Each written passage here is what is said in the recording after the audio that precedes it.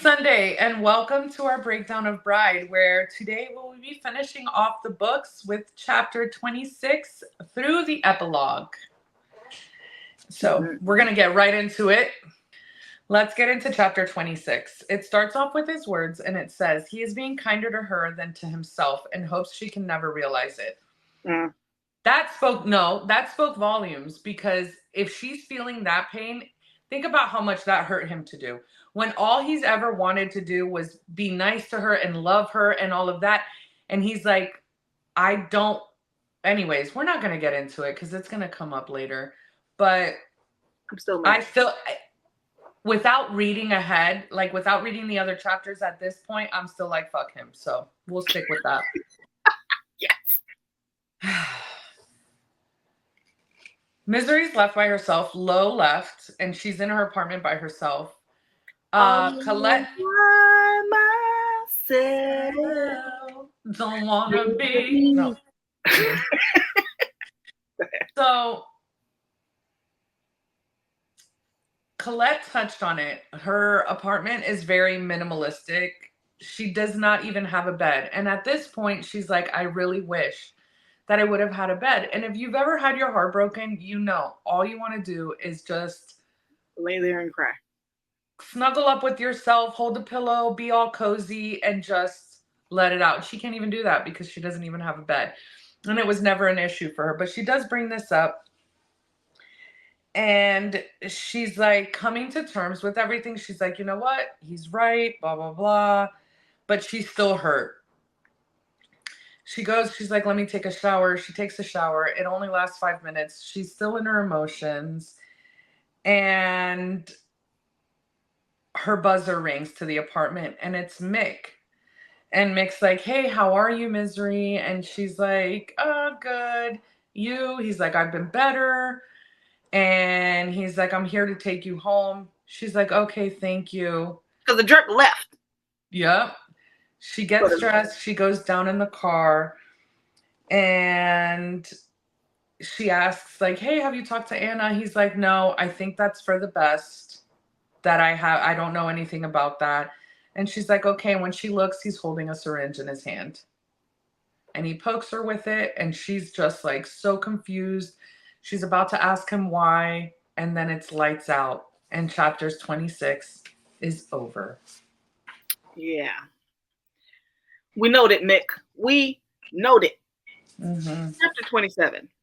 It starts with memories. That's the word. It starts with memories of Misery as a child. And she is remembering when she was around 11 or 12. And Serena still didn't understand, because, you know, you're still a kid. Serena still didn't understand the biological differences between humans and vampires. So she would be asleep in the middle of the day in her little closet. And Serena would be like, F that, I want company. And just come in there and start shaking her. And she was like, really aggressively, and way more power than she should actually have, because you're a human and why are you so strong? And she says that's what she's feeling now. Someone is waking her up. And she said no one else would be this fucking annoying. It has to be Serena. Ladies and gentlemen, we meet Serena. Yeah. Thank God. I've been... So Serena is in the same place as Misery. They are in something. They in a room, child. There's a lot of books in there. Personally, I feel like if you kidnap me and there were books, I don't even say anything. I ain't got to pay no bills. I get fed. Yeah. And have somewhere comfortable to lay and sit in to read. She said that they would feed her. And then she had books. I personally feel like that sounds like heaven, and I don't have to pay bills. I'm good. So Serena then starts yelling her name. She's Misery, Misery, Misery. Serena, you annoying girl. She really is. So Misery is like, she's like, oh my God, stop yelling. You don't have to yell. And Serena was like, well, then don't go back to sleep, Bleach. And then she realizes that it's not yet morning. So she's like, okay, wherever Mick took me, it couldn't have been far. It's clearly still in close to wherever we are. Thank you. And then Serena basically says, "Welcome to my humble abode. Hey girl, how you doing?" And she asks Serena if she knows how long she's looking for her, and Misery rollover. No, sorry. She asked Serena, Misery asked Serena, "Do you know how long I've been looking for you?" And Serena's like, "Yeah, girl, I would say about 3 months." She's over there tallying days. So she's fully aware of how long she's been over there. And then Misery rolls over because she's on a bed or some type of pallet or something and gives her a hug. And Serena was like, Did you start therapy when I was gone? Are you initiating physical contact with me? And Misery asked her why she even got involved with the wares. She's like, "Girl, why come forward? What did you do?" Let's turn to page 332. Oh, look. Perfect timing because I had to adjust my seat. Okay.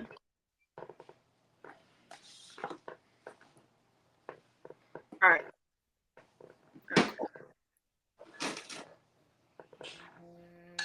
Hold, please.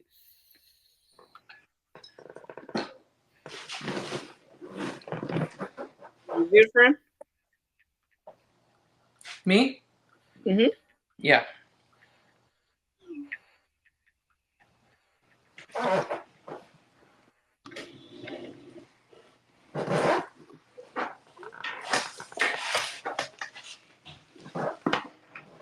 Okay.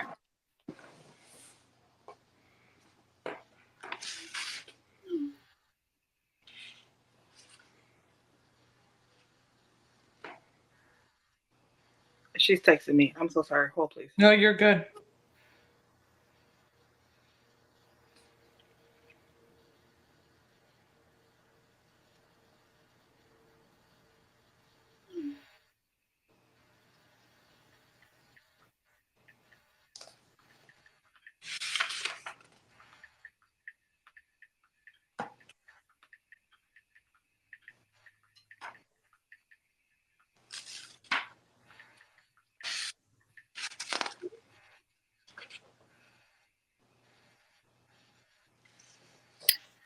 All right. We are turning to page 332. This is another 2-pager. Okay, let's go. So she says, "Now, would you like to hear my theory?" This is Serena speaking, by the way. She says, "Would you like to hear my theory on why someone even bothered to kidnap little old me so that you can say I told you so or something? Irritation fuels me enough to finally sit up straight. No, because I didn't tell you so." Oh, she nods, bemused. "Well, this is a pleasant surprise." And then Misery cuts her off. She says, "I couldn't tell you so because you hid the story you were working on and the shit you were doing from me." Serena frowns and says, "Okay, well, at least let me explain." She says, "I already know." And then Serena says, "Whatever you thinking, that's not it. I was actually," and Misery says, "You were looking into the wares or Thomas Jalakis or financial crimes or something. You found out that Liliana Moreland is a human were hybrid, possibly one of a kind, and then got kidnapped for your efforts." Serena recoils. "How do you?" And Misery cuts her off. "Your cat there was that butterfly alphabet thing on your planner, and just trust me when I say that I know, frankly, way more than I ever wanted about anything. Lo said that." Who's Lo? My heart pangs. Go ahead, tell her. Tell her, Misery. My heart pangs. I swat the memory and the pain away in one big swipe. The were alpha, my husband. And Serena says, "You know what? It doesn't matter. Tell me how they..." She does a double take, blinks at me multiple times. "Did you just say?" I sigh. "Yeah. Misery. I know. Seriously? I know." That's the conversation. "I'm gone for 3 months, and after a lifetime of having literally no news, now you're married to a were alpha?" "Yes." "Oh my God. Technically, it's your fault." "Excuse me?" She says, "You think I got married because I found sweet were love on a dating app? I was looking for you the entire time you were gone in whatever way I could. That's how I ended up married to the brother of a very young, very innocent, half-aware girl you were willing to exploit. And now we're here, and I bet my entire collection of hacking tools that it's Emery who took us, and that Mick has been working with her behind Alo's back well the whole time. I bet, ... You know what? I bet Emery knows that Anna is a hybrid and wants to make sure that Anna could never serve as a symbol of unity between the wares and the humans. And the way you were snooping around put you on Emery's radar. And Serena, it was so fucking hard for me to find you. And this is when she's like, Serena's like, I didn't even think you would be looking for me. And she's like, girl, what? Why would you think that? And she was like, well, after our last argument, I was kind of a bitch and I said some stuff and, I was like, oh, she probably done with me. She done. And she was like, no, that's not how that works. You're my best friend, essentially. And so they try to discuss a plan of escaping out of the little slice of heaven. Because again, I don't know why you're trying to run. You're in a room full of books and they're feeding you and you have no bills. I don't understand. And then your friend is there. Let's live here forever. I don't understand that. But what do I know? They discuss their plans of escape. And then while they're having a discussion, Misery informs Serena that her cat has been renamed to Sparkles. And Anna is very much attached. So F your cat. She's no longer your cat. Or he's no longer your cat. Sorry.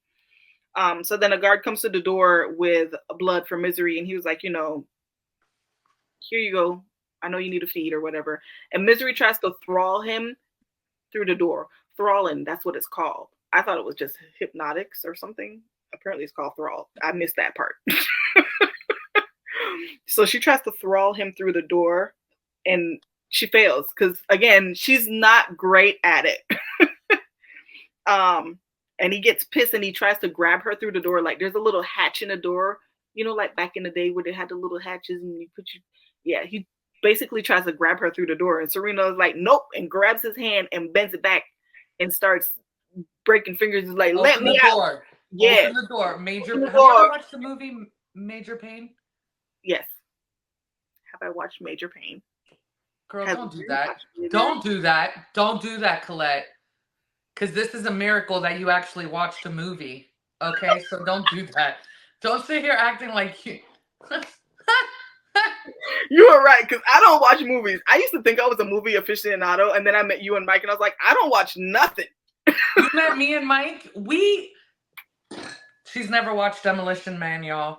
I surely have not. A whole bunch of other movies. I only remember that one because it's the most recent one we talked about. But it's like every other movie we bring up, she hasn't watched. So anyways, Collette, she Major Pained him. Yes. And so he opens the door. They push him into the room. They escape out the room. They lock the door. And he's like, let me out. There's like, not by the hair on your chinny chin chin. You're so stupid. And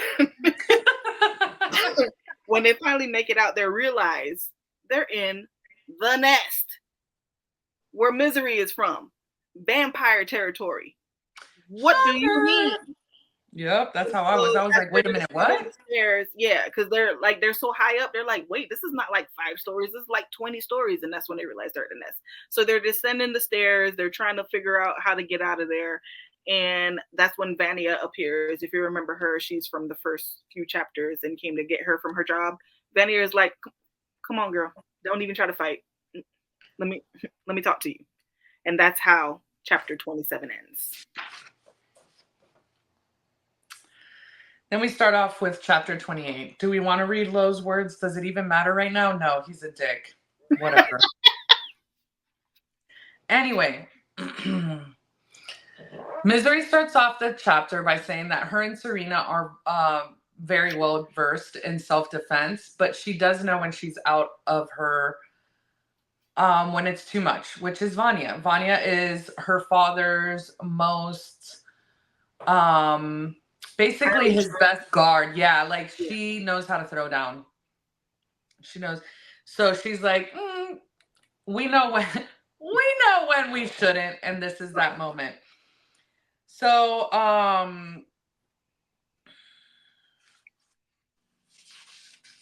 they're standing there with Vanya, and Serena whispers to Misery, "If they kill me, avenge my death."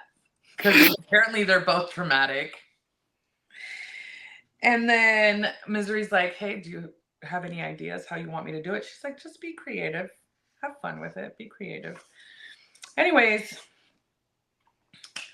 so Vanya and the two guards she's with take Misery and Serena to Misery's dad's office. Mm. There's a lot of shit that go down right now. Yeah, Daddy Dearest. Yeah, that's a perfect name for him. Freaking weirdo. When Misery walks in, she feels hurt, betrayed, all these emotions that she didn't even think she could feel. She feels it when she looks at her father. And then she sees Mick standing behind her father like he's one of her guards. And she's like, wait a minute. Mm-hmm. That is real hurt. So what she felt when she saw her father was just a little smidge. When she saw Mick, she's like, ugh! Because she really liked Mick. Yeah. She really thought of him as a friend. He was the one that was there for her. And she's just like, why? Like, why did you do that? And she's like, is Emery involved? Mick looks away. And she's like, she took that as confirmation. And then Mick lets her know that I did it because your dad has my son. We then find out that Misery's dad found out that Mick's son was taken by a group, and then he used it to his advantage to use Mick, because Mick was not involved in everything that was going on. He was not involved until recently. And Misery's dad lets us know that. Do we even ever find out his name?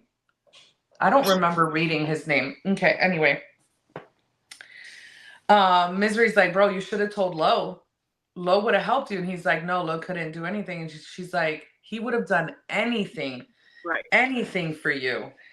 And she's getting so mad because she's seen Lo and seen how selfless he is and how he would have helped Mick. She confronts Mick about the poison. She's like, you know, that the poison was you, blah, blah, blah. And then Misery's dad steps in and he's like, Misery, you're such a disappointment. Basically, he sees her as a disappointment because she hasn't figured it out. Like, this was all her father putting things into motion to accomplish what he believes is best for the vampire realm. Right. And she's like, wait, hold up, Dad. You were the one that poisoned me? So the hurt, she's just having a bad 2 days because she gets her heart broken by Lo's bitch ass. Now her father's a punk ass. Like, he should have just not come home with the milk. Like, he just should have just stayed out, left her alone. The heartbreak keeps coming. The heartbreak keeps coming because he lets her know, I'm the one that poisoned you. I took your best friend. And we learned then. He's like, why do you think the vampires, he's like, I do all of this for the vampires. Why do you think that the vampires are still where they are, basically like on the food chain? Like, why do you think we're still up here? And she's like, because you selflessly kill everyone who's in your way. And he's like, haha, no. Like I said, you're a disappointment. And he continues to tell her that she's a disappointment. It breaks my heart. He does. Then Serena steps in and she's like, because you're strategically, like, she breaks it down exactly what he's doing. He's like, yes, Serena, you're so smart. But he's still being a dick about it. And yeah, he even says, God, I wish some of that would have rubbed off on my daughter. And I'm like, yes. And she breaks it down to exactly what it is he's doing. Like, he's trying to cause rifts between the humans and the werewolves. Misery's dad was involved in a lot of the issues between the humans and the weres, and he's been involved in all of that. It's basically been like a chessboard for him. And Serena breaks it down, and he's at, like, you know, he's like, yeah, girl, you got it right. Misery, you're a disappointment. You should have picked some things up from your friend. And the father says, after Serena explains all that, he says, I see weeks you spent reading improved your reasoning skills, Miss Paris. She lifts her chin, and her reply to his mean ass is, my reasoning skills have always been on point, fuck waffle. I'm here for it. He is a fuck waffle. Anyways, Misery's impressed. She's like, I don't think anybody's ever called my dad that. Yep. I like it. I like it. I like it. And everybody is stunned too, because they're like, And they're like, hold up, this human over here just stepped up to the head guy of the vampires, and they're all waiting for it. They're like, so Misery does what she does and puts herself between Serena and her father. And the father's like, no. I need them both alive and put together. So let's not do any of that. And he lets her know, hey, Misery, you know what? I could have killed your friend a long ass time ago, but I didn't. And she's like, oh, why? Because you wanted to spare my feelings? And he's like, yeah, that was a bonus. I agree. That was a bonus, which it wasn't even his bonus. Like, she just pointed it out to him. And this is where we find out that 20 years ago, Misery's dad found out that there was a half human, half were out there. And he did his research and he found this half human, half were. And then he was like, you know what? My daughter's in the human territory. She needs a companion. I'm going to make sure they're friends. And this is how Serena's introduced to Misery. And if you're not with us, catch up. Serena's half were, half human. That was a bomb. But I mean, we had our suspicions, remember? We had our suspicions. Yeah. And he goes into detail about how he found out and how Governor Davenport was involved in it. Like, he's the one that actually let it slip. He didn't do it again. Like I mentioned earlier, he follows blindly. Like, he's not malicious at heart like that. He's just like, hey, vampire guy, I just, there's some human wares out there. And that's what peaked. He's more selfish than malicious. Yeah. Well, I guess in a sense that would be malicious too. So we retract. He is malicious. But just dumbly malicious. No, there's malicious, like, just without intent. He's right. He's not going out of his way to hurt people. He's just dumb. He's just dumb. Like, selfish. Like, for instance, how he killed the guy because they were going to find out he's embezzling money. He don't want nobody to know. Just let me steal money. But we find out now that he didn't even kill the guy. We find out that Misery's dad has basically been thralling the governor forever. Like, he started off slowly so he would never notice, and now he has complete control over the governor's mind. So he was able to pull the strings that he knew would make the governor do things in a way that the governor would never know somebody was pulling the strings. Correct. Am I making sense? Mm-hmm. So,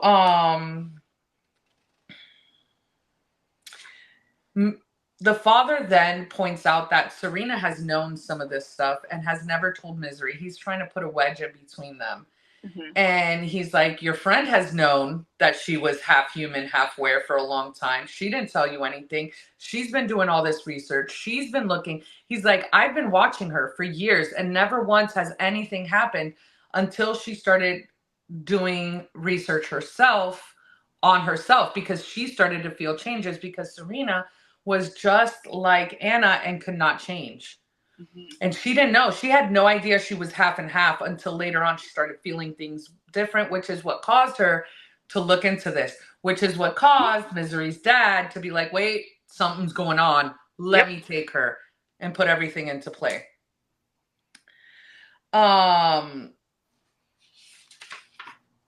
And that's when Lowe's argument comes back to the foreground where he was like, she used to disappear every few days. Yes. And we find a lot of that out in this chapter. Like, the father's like, you didn't realize she left for a few days. You didn't realize, that all of this. And Misery's like, holy shit, everything is falling into place. Yeah. And Serena lets him know that she hates him, doesn't faze him. He's like, I would expect no less from human were hybrid that you are. The dad is just such a dick, bro. God. Like, the fact that Owen and Misery were able to turn out the way that they did. Yeah. That was all them. The dad, ugh.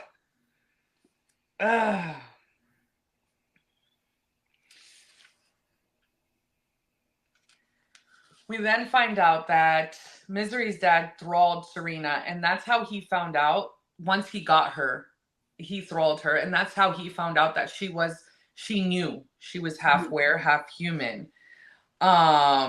He erased her mind so she wouldn't remember telling him any of that stuff. And that's how he found out about Thomas Jollicus and or whatever, and right. and all of that stuff. We find out that Misery's dad was the one behind the murder. When Lo and Misery went to the governor's house for dinner, that's when Misery's dad was like, wait, she knows. Now we need to get her. It's time to bring Misery in. And that's when he sent Mick to go get Misery. And he goes more into details about how they cannot allow human and wares to coexist, to exist at all, because then that lets the humans and wares know, hey, if we come together, we can take out the vampires. Like, they can form an alliance that would not be beneficial to the vampires.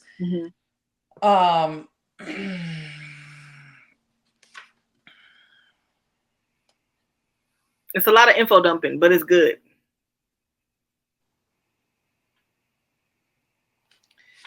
They're like, why would you even do this? And Misery's dad's like, hey, we are accustomed to a certain lifestyle. We're accustomed to certain comforts, and I'm making sure that we keep them. So you don't, these people are going to stay following me because I'm making sure that they're living comfortably. All of a sudden, there's a loud knock on the door. In comes Owen with a handcuffed Lo.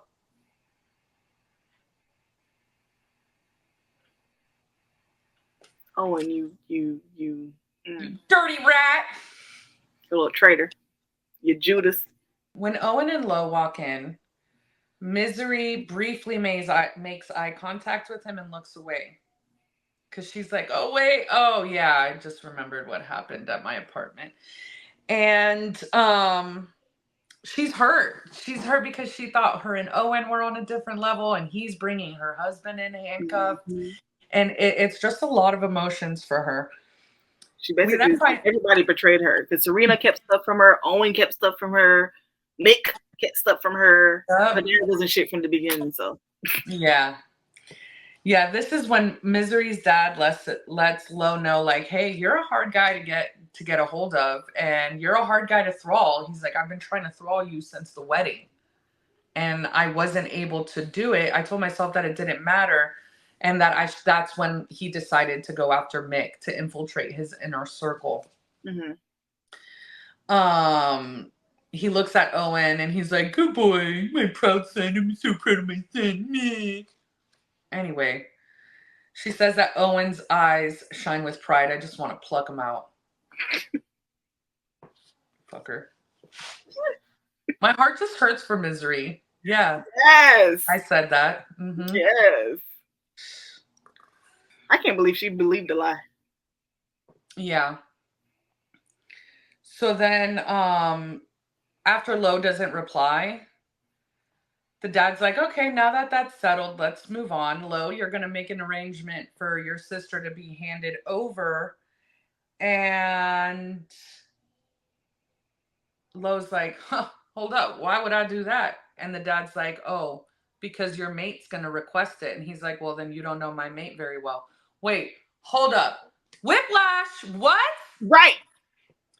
First he wouldn't admit it. Now he's like, nah, you don't even know her.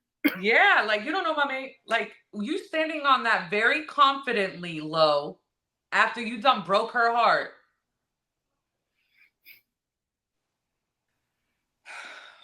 When Lo gives him that answer, her father moves so quickly nobody sees it and goes and puts a knife against Misery's throat. Makes a little cut. He does cut her. He does hurt her.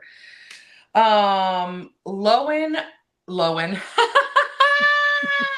Lo, Owen, and Rowan is Serena. not in this book, Elizabeth. Lowen. I said Lowen. I know, because you were thinking about Rowan. I mean, he is fine. Lord. Lo, Owen, and Serena, and even Mick tried to, react to that, but they can't because there's other guards that restrain them. That threw me. I forgot that there were other guards in there. No, it just threw me that Owen reacted.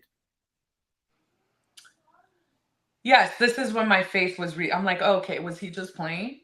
My little heart filled up a little bit, like, oh my God. I was just like, and then it made me think because when Mick reacted, I was like, so you really were her friend up until a point, and I feel like that's the point where he probably got a hold of him and was like, hey. I'm with you on that. I was like, okay. I feel bad for Mick, honestly, because he's put in like... His back is against the wall. Yes, like, they have my son. Yeah. They have... What does he do? Like, I do agree with Misery. He should have talked to Lo. Huh? Because didn't he think his son was dead? I don't know if we were just told that. Or yes, he did think, because he said when we found out that his son was just taken... Yeah. They use that against Mick. Yeah. So,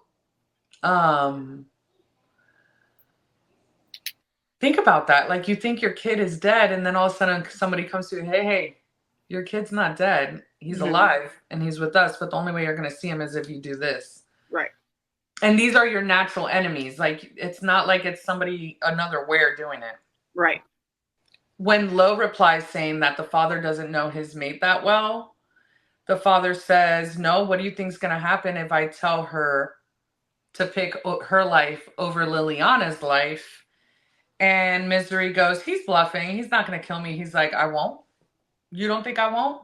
I'm the one that tried poisoning you with the peanut butter, because I was just like, hey, if I kill Misery, Lo's going to lose it because that's his mate, and he's going to be distracted, and it'll be easy for me to take Anna. This is what he tells, and I'm like, holy shit.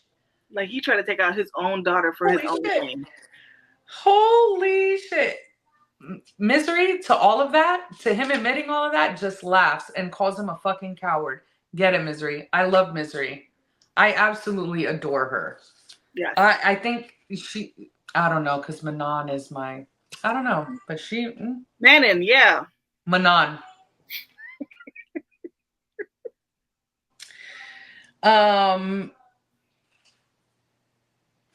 She's about to sacrifice herself, and she looks at Lo, and in her mind she's like, I'm so sorry. Her father, to that, he tells Misery to watch her mouth. She's not a threat to him at all. He's not scared of her at all, and she just keeps calling him out as a coward for doing what he's doing, using people's lives. And he's like, I'll leverage what I can. And so disgusting. Like, so... and he's like... Misery replies, no, you won't. Because I'm not going to let you use Lo's life against mine. Use my life over his sister and make him pick. I'm not going to let you do that. Mm-hmm. Serena starts speaking to her in their alphabet language. Huh? It sounds like gibberish to everybody else. Yes, it's a secret language that they had. And if you remember correctly, that's how Misery was able to decode L.E. Moreland inside of her planner, because she used it in their secret language. So Serena starts talking to Misery in her secret language, and she's like, hey, you know what? He's wrong. He thinks I can't shift, but I can. And she's like, word? You can? Oh. And then she turns to Lo, and she's like, Lo, you're the best thing that ever happened to me. You're the love of my life. Okay, no, she didn't say that, but she's like, Lo, you're the love of my life. You're the best thing that ever happened to me. I would never make you pick me over Anna. But when you see her next, let her know that thing she can't do right now, she's going to be able to do in her 20s. It's going to happen, because I know someone who was able to do it in their 20s. And Lo's like, what? What's she hell? talking about? Like, yeah. What? Oh, she can shit? Oh, light bulb goes off and he's like, okay. Lo looks at Serena. Serena looks at Lo. They nod. Lo says now. But out. Two big ass white wolves sitting in the office, just like, and that's how we end the chapter. Yeah. Yeah. And then we go into chapter 29. And it starts with Lo's thoughts. Let's turn to page 359. We're gonna go Open your books to page 359. Right. It starts with Lo's thoughts, and then we're going into Misery's thoughts. So, Lo. There are many matters to settle, and his pack needs him more than ever, but he cannot concentrate on anything but her. He understands why some alphas take vows of celibacy and renounce love. She distracts him. His feelings for her, they distract him. Shut up. Also. Oh, we're still on that? Yeah. I'm mad. Bump that. Go ahead, Collette. Look at you. You can bump that. I got your back. You mad? And then we go to and then we go to Misery's thoughts. There is something I'll never ever let myself live down. Not until the day I kick the bucket. Not until the moment I vanish into the nothingness of matter. In my weeks of living with the Wares, it never occurred to me to wonder where their clothes went when they shifted into wolf form. That's where her mind went. But I mean, seriously, I love, okay, pause.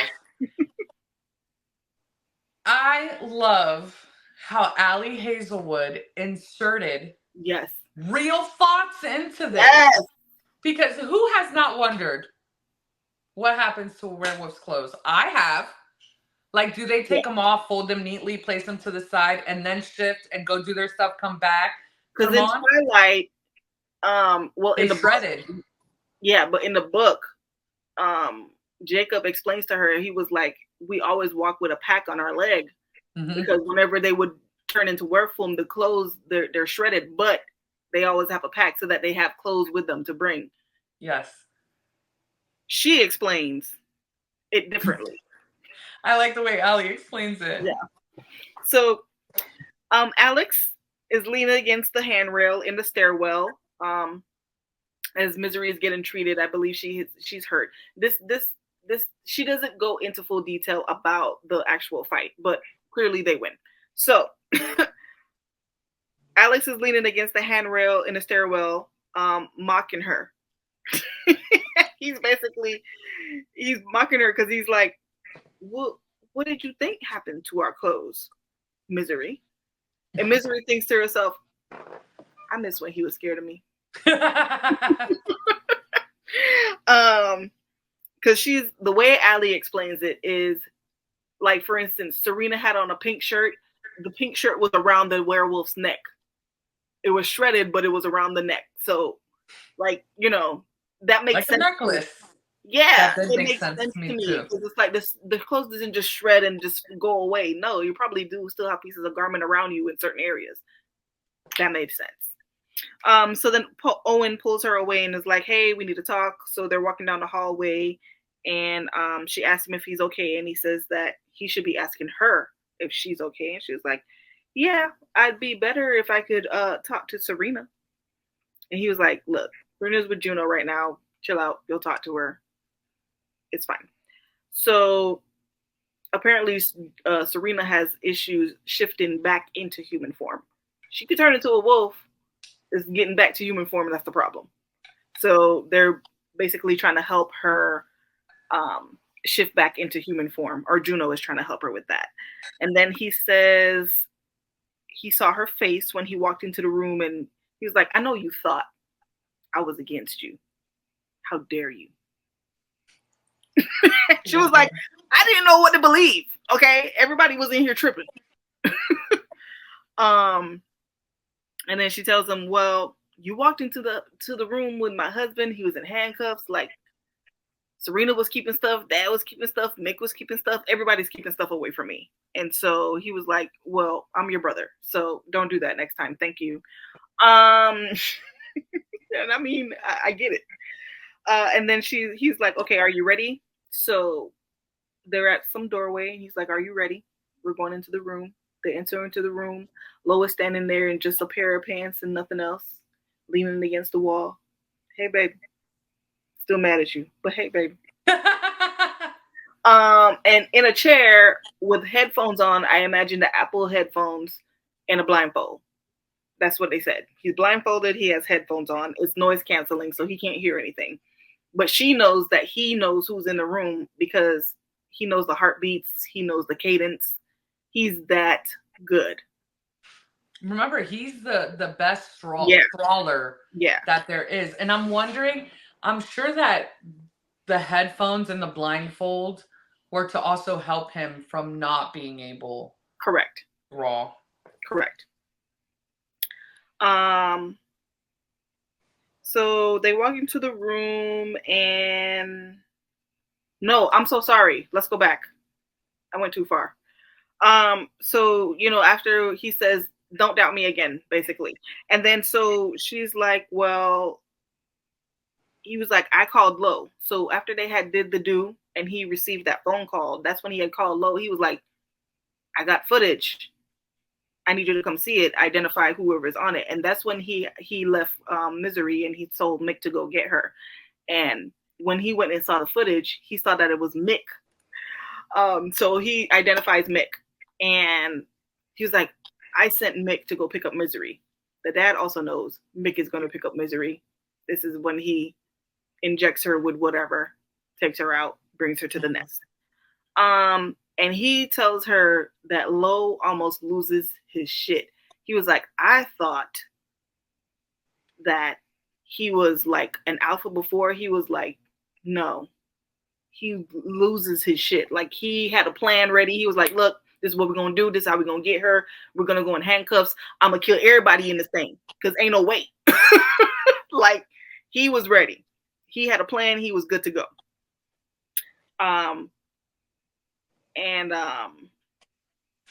So basically that's when they plotted to work together. So that's when they came into the room. She thought he was against her because he had her husband in cuffs, blah, blah, blah.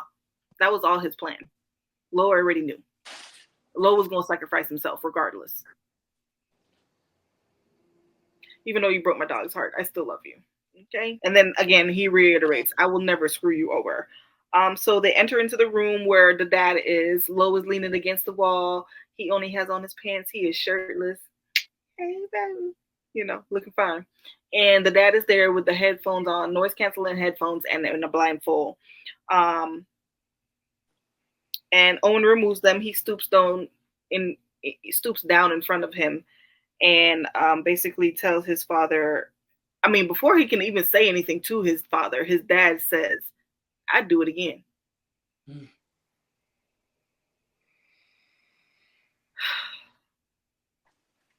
And then Owen tells him his plan. Let's turn to page 363, ladies and gentlemen.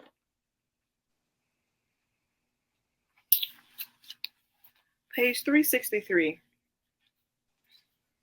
And then I don't wish, because after nodding pensively, Owen grins wide. Fair enough. What I want you to know, he promises, voice low and clear, is that as I take over your place on the council, I will work hard to undo every shitty little thing you have built in the last few decades. I'm going to broker alliances with the Wares and with the humans that won't just benefit us. I'm going to do everything I can to facilitate truces between them. And when this area is at peace and the vampire's influence is reduced to near insignificance, I'm going to take your fucking ashes and scatter them where the borders and the entry points used to be, so that Wares and humans and vampires can step over them without ever realizing it. Daddy. And he smiles once more, ferocious, scary. Come on, Owen. Get it, Owen. And so Lo asked him, they put the blindfold back on and the ear canceling muffs, because who needs to talk to him anyway? You're useless. Goodbye. Lo asked them, what do you want me to do with your dad? And then she asked, wait, Misery's like, wait, are there repercussions if you kill a vampire? And he was like, well, it'd be up to the vampire council, but Owen, if he's taking over the dad's spot, he is the top of the top. Yeah. So he would have a say in that. And he was like, or you. And they both look at her and she was like, or me what? He was like, you could be you could be the council. And it was like, for what? What would I want to do with that? Like on purpose? No, I'm not doing that. She was like, there is absolutely no desire to be the council. No, thank you. I'm cool over here. I want to hack my stuff and, I'm cool. I'm straight. And so Owen says, basically I was going to take over because Dad said that that's how it goes. He was like, I don't think we should continue doing what Dad thought we should be doing. I think we should be able to make these decisions for ourselves and start to change as to how we want to see it. And so she thinks about it and she's like, it's not appealing. So no, I'm good. You got that. You can keep it. She asked him if he meant what he said to their dad. Like, are you going to really do everything you said? And he was like, of course. And she was like, well, then I'm fine. If you're going to do that, I don't have to worry about it. I'm cool with that. And so he was like, and I mean, it's already begun. This is Owen talking. He was like, it's already begun. Like, me and Lo are essentially best friends at this point. And Lo's like, And he was like, you know what? F the both of y'all. He was like, you're supposed to sit here and bat me. You don't just sit here and be like, I don't know. He was like, it's fine. I'm going to do it anyway. And then she asks, where's Mick's son? And Lo tells her that they're looking for him. So they haven't found him yet. Huh? They haven't found him yet, right? Yeah, they haven't found him yet. So he didn't have Where him. would they keep him? I don't know, child. And then she wants to know what will happen to Mick. And he says, I'll let you know once I figure out what I'm going to do with Mick. And then he tells her, then she asks him, where's Anna? And he says that she's still where she was hidden before, so she's safe and she'll be back once everything is settled. Like, once they get everything squared away with the vampires, werewolves, humans, all that good stuff, she'll be home. And then he says, you still haven't told me what you want me to do with your dad. And she was like, that's up to you. I don't care. And I'd appreciate it if you didn't tell me unless it's like a huge circumstance where I need to know. Mm-hmm. I don't care. And so she then goes to sleep in her childhood bedroom at the nest. Because remember, she hasn't been there literally since she was like 8. Yeah. And when she wakes up, Serena is beside her. And she's like, get your own bed, bitch. And Serena's like, no. And just turns over. Thank breath in her face and everything. Doesn't care. Yeah, does not care. And they talk, and Misery asks Serena, why didn't you tell me? And basically she was just like, look, I was worried. I didn't know what was going on. I felt these changes. I didn't know what was happening. It always happened around the full moon. I didn't know if you would love me. And she was like, why wouldn't I love you? You're my best friend. And she was like, but you talk about wares all the time. She's like, in jest. She was like, but you talk about them all the time. And she was like, I would never not be your friend because you're aware. In fact, I'm in love with aware. And then that's where the chapter ends. Chapter 30, Elizabeth. Final chapter, y'all. Final chapter, y'all. Okay. Lo's words, chapter 30. We'll read them because he's, Lo. It could have been anyone who was sent to him, any vampire, and yet it was her. A roll of the dice, the luck of the draw. Okay. Misery does not see Lo for 3 days. When she does, she sees him coming and going, because remember, she's still at the nest.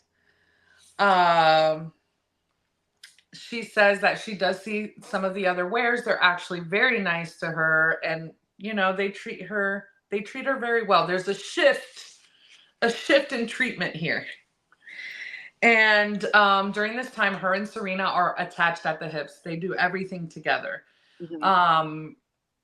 Juno tells Serena, hey, we have some really good DNA testing. We can find out who your were parent is. And Serena's kind of like, Misery's like, you know what? Just take a day or so and then make the decision. She's like, thank you for that. Because she noticed it's not like Serena not to be able to make a decision like that, which is understandable. Serena's going through a lot right now that none of us can really comprehend. In all reality, we could never comprehend. But it's a lot for someone, you know, like her chemical makeup is changing, like her body's doing all this crazy stuff. So naturally she's not 100% who she was before all this shit happened. Then she tells Misery, hey, I think I might want to go stay with the Wares, see what it's like, see if I fit in better. And for me, I think Misery took this as like, yes, girl, it's about time. Let's go to Ware territory. Yeah, yeah. She want to see her boo. She's like, you know what? That's perfect because I need to ask Lo some things. Mm-hmm. She's like, okay. Later that evening, they go and they speak with Owen, and Misery lets him know, like, hey, have you seen Lo? And he's like, he should be at his house, I think. And she's like, oh, when will he be back here? And he's like, well, I don't know. And his brother's like very short tempered because he's dealing with a knot now. Yeah, he's dealing with the knot. But he's not dealing with a knot. He's dealing with a lot, guys. He's dealing with a lot.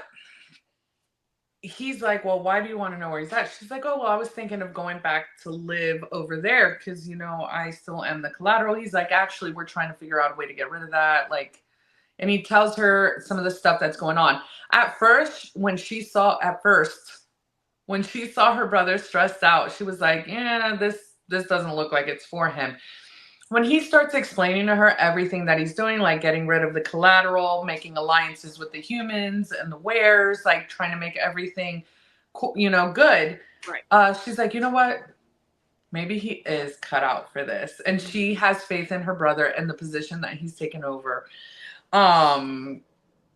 She doesn't think the council will approve of taking out the collaterals. He explains to her why he thinks you know, he's like, look, you'd be surprised it's going to happen or whatever. He said, well, do you want to live with Lo? Because remember, she came in here, you know, because she was looking for Lo. And she's like, why? Has he said anything? Did he say anything? Did he ask about me? Does he want me to live over there? She's doing what we do, like. And he's like what? And she's like, does he want me over there? Does he, you know? And he's like, look, I'm not in agony, aunt. She's like, well, you're kind of looking at it. He's like, fuck you, get out. He lets her know that the way that, like what you said, Lo really acted like an alpha when Misery was taken. So she's like, okay, he told me to fuck off, so I'm leaving. She leaves and then she remembers, wait a minute, there was a reason why I went in there. She goes back in there and swipes his car keys. Mm-hmm. She then goes to Ware territory. She doesn't even have to show an ID because all she has to do is mention her name and they're like, all hail Misery. No. She just tells them their name and they let her in. Yeah. And she drops Serena off with Juno so that they can do whatever. And she says, text me when you're done chasing moles or smelling each other's buttholes or whatever. I'm going to Lowe's. I wonder if they do that though. Do you think Wares smell each other's buttholes like dogs? So after she drops her off and makes her little remark, she heads over to the house. When she gets there, the house is closed. No. When she gets there, the house is unlocked and she goes in. It's like nobody's really there. She goes upstairs to what was her room and she notices that everything was packed and put away. And that hurt my heart. And I'm not even Misery. I'm like, damn. Like, he packed her shit up. Yeah. Like, so fast. Like, what? Like, she has not seen you in 3 days. But you had time to go in there and pack up all her stuff. Listen here, Lo. I've been rocking with you this whole book, and you just... Meanie. She's like, there's probably a reason. Lo wouldn't just kick me out. I don't know, girl. The way it seems now. Then she hears her name. Misery. Misery. And she's like, oh, Lo. Is that That's how it went in my head. In my head, she's facing the room and he's behind her and he says, Yes. Misery. And she's like, oh. No. Yeah. Yeah. Okay. Okay. She says, hey, and he says, hey back.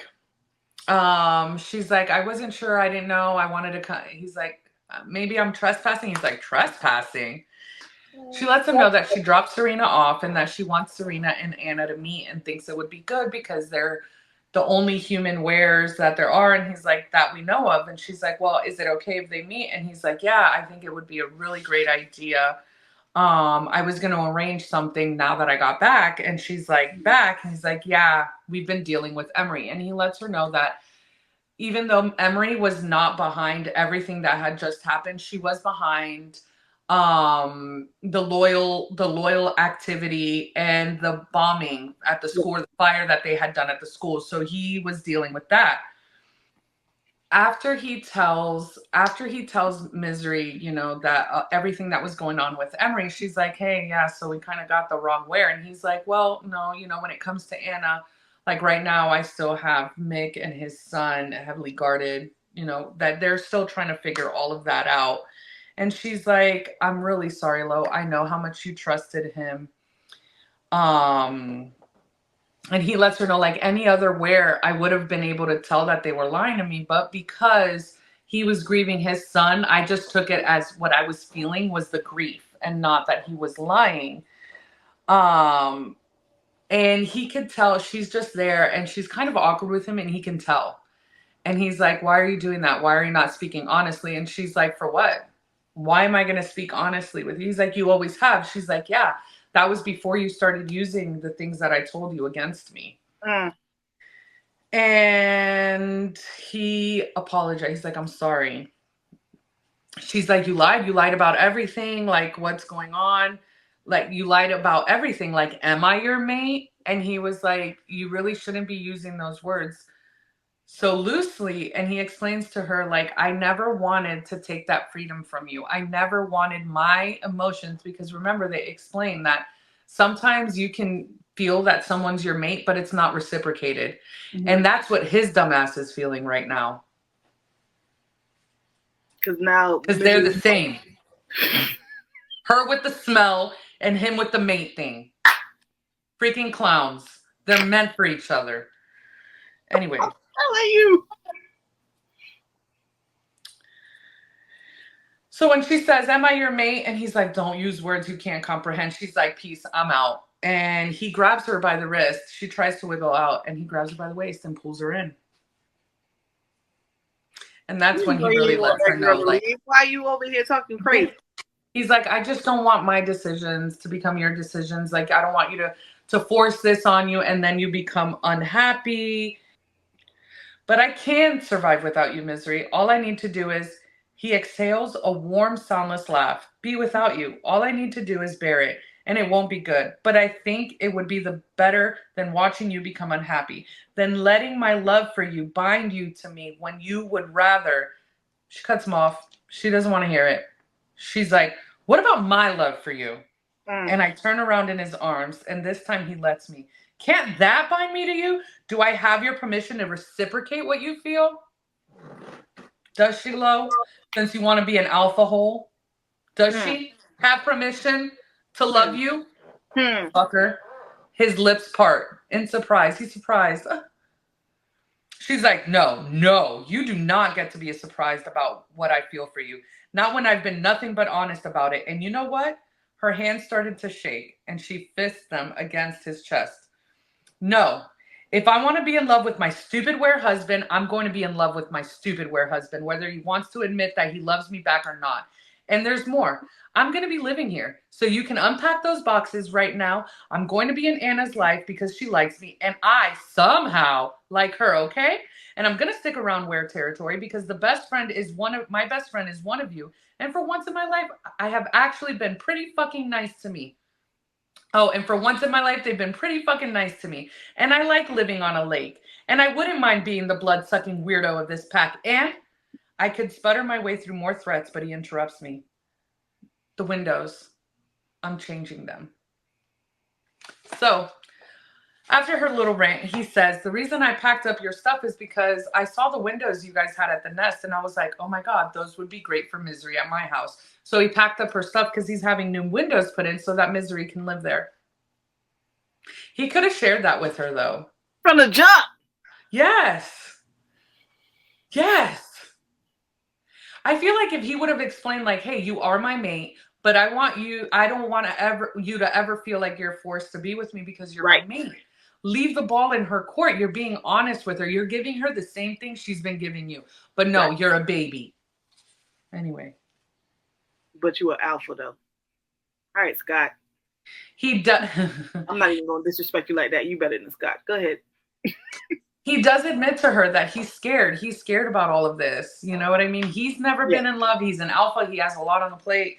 And he's scared. And she kisses him. And the kiss gets deep. And deep. If you understand what deep means.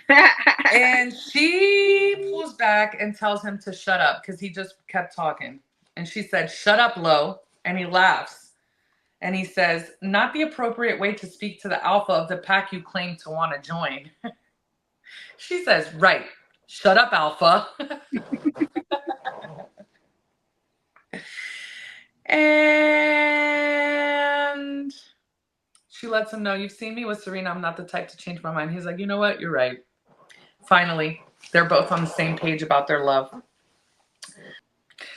So she's like, hey, I get it. You know, I get, like, the mate thing, it pins you down to one person. And what if you don't want to be with me? And it's like, I'm going to be your problem forever. And he was like, you're not a problem, Misery. You're a privilege. Yes. Listen. Yes. I need to have some words with JR. He has never once told me that I was his privilege. You know, we have a group chat. And in the group chat, I had put a screenshot from this book. Because he was not in this book, from a different book I was reading. And in the book, the guy says to the woman, your vagina is a masterpiece. And I said, you know what, baby? You ain't never said that. You don't love me the way that man loves that woman. Is it love?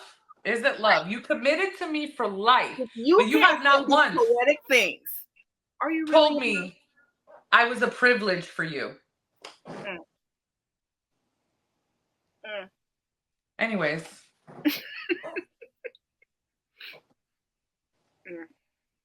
We need to talk to our husbands.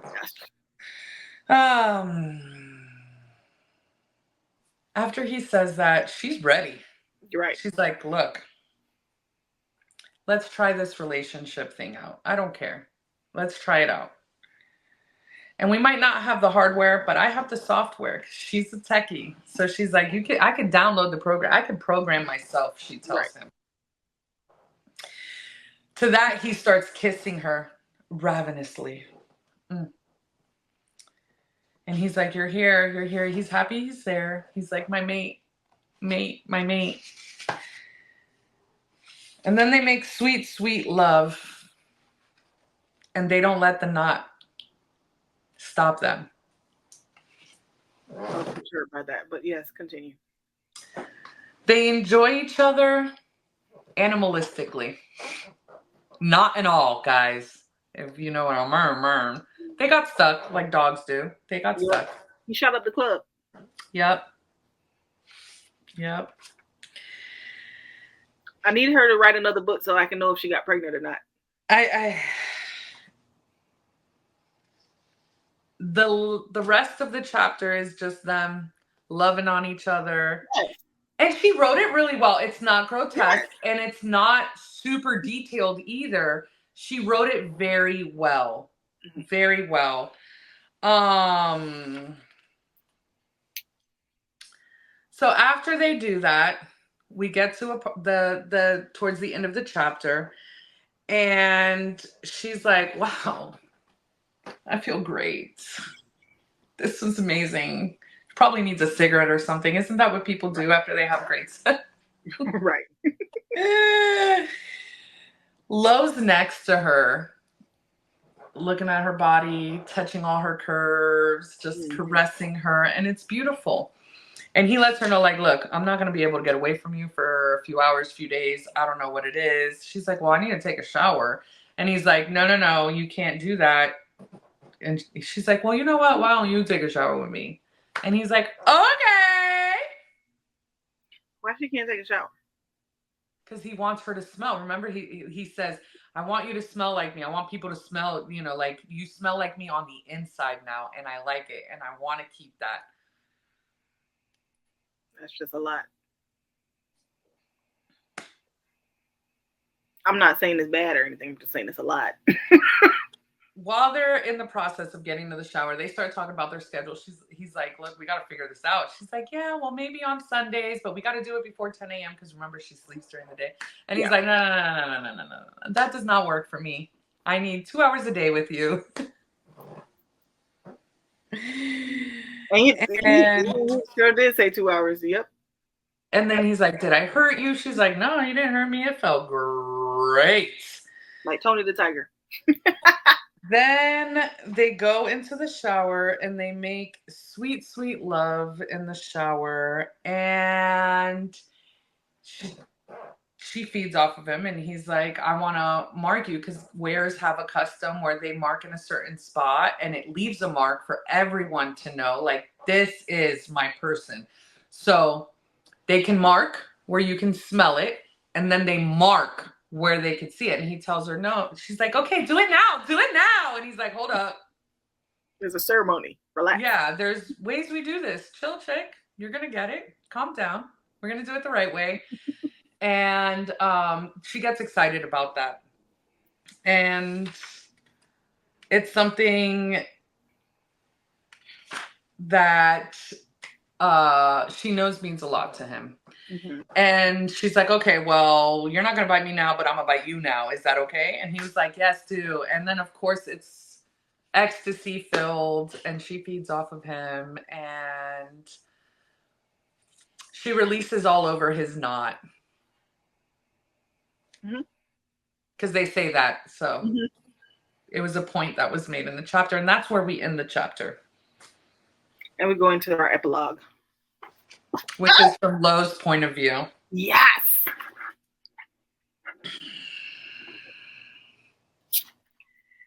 And I just thought it was a cute little epilogue. Like, it was only like a week later, so it's not like so far gone in the future or anything, but it's still like a week later, and he was like, she keeps making jokes that says, what did she say? You're officially condemned to a life of misery. I love that.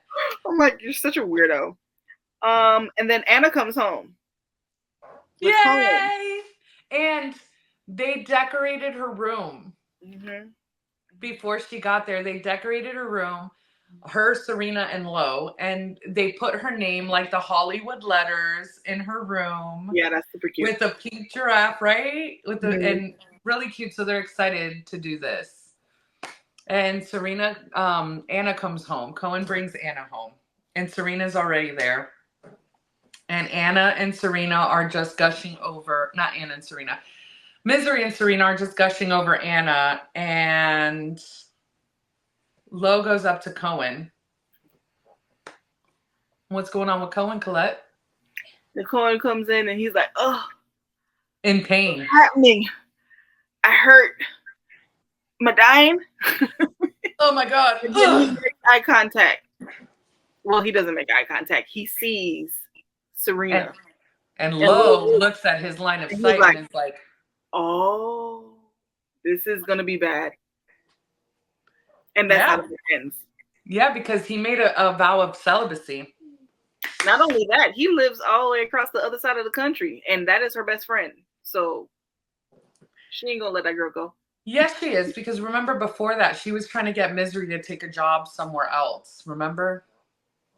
No, I'm saying Misery is not going to let her friend go. I don't know, maybe.